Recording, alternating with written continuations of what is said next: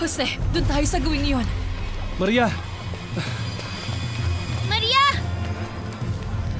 Tara na, guys!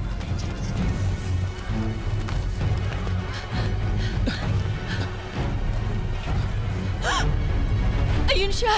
Nakikita ko na! At yun nga ang nakasaad sa kasulatan na nabasa ko noon pa. Makikiraan po. At ang mga propetang nauna sa kanya. Dahil doon nasusulat na... Tunay nakahanga-hanga.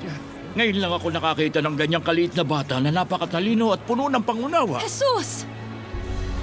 Anak, Ina! Anak, bakit mo ito ginawa sa amin? Matagal ka na naming hinahanap ng iyong ama kung saan-saan na kami naghanap. Bakit niyo po ako hinahanap? Hindi niyo ba alam na kailangan kong tuparin ang gawain ng aking ama?